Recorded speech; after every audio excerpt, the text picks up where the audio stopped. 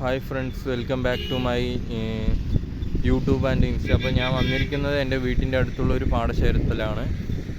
ഇപ്പോൾ എൻ്റെ ഒരു കൂടെ എൻ്റെ സുഹൃത്തുമുണ്ട്, സുമേഷ്.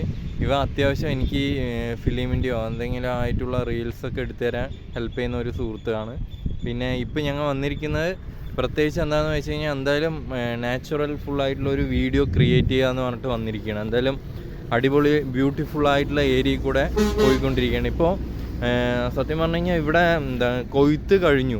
ഇനിയിപ്പോൾ കൊയ്ത്ത് കഴിഞ്ഞിട്ട് സാധാരണ പാടങ്ങൾ ഇങ്ങനെ ഇതാക്കിയിട്ടിരിക്കുന്നത്. അപ്പോൾ അതിൽ നമ്മുടെ തമിഴ്നാട്ടിൽ നിന്ന് കൊണ്ടുവന്ന താറാക്കോഴികളിനെ ഇറക്കിയിട്ടുണ്ട്. അപ്പോൾ ആ ഒരു നാച്ചുറൽ ബ്യൂട്ടിഫുള്ളായിട്ടുള്ള വൈബ് ക്യാമറയിൽ എടുക്കുക എന്ന് പറഞ്ഞിട്ട് വന്നതാണ്.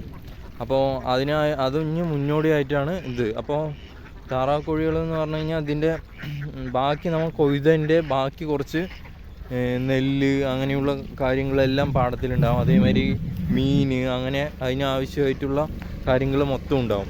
അപ്പോൾ അതിൻ്റെ അടുത്തെത്താറായി കുറേ താറാക്കോഴികൾ അവിടെ കുറേ മേഞ്ഞുകൊണ്ടിരിക്കുന്നുണ്ട്. അപ്പോൾ നമുക്ക് അതിനെ സൂം ചെയ്യാൻ വേണ്ടി ബാക്ക് ക്യാമറയ്ക്ക് ഓണാക്കാം. ഓക്കെ, ശരി. ഹായ് ഫ്രണ്ട്സ്, അപ്പോൾ ആ ഒരു മൊക്കിലാണ് താറാക്കോഴികൾ കൂടുതലുള്ളത്. ഇപ്പോൾ കുറേ എണ്ണം വെള്ളം കുടിക്കുന്നുണ്ട്, അത് ഭക്ഷിക്കുന്നുണ്ട്. അപ്പോൾ അതിൻ്റേതായ ഒരു നാച്ചുറൽ വൈബ് കാണിക്കുന്നുണ്ട്. ഇതൊക്കെ സ്വാഭാവികമായിട്ട് പറഞ്ഞു കഴിഞ്ഞാൽ കൃഷിൻ്റെ ഓരോ ഘട്ടങ്ങളാണ്, കൃഷിയുമായി സംബന്ധമായിട്ടുള്ള കുറേ ഘട്ടങ്ങളാണ്.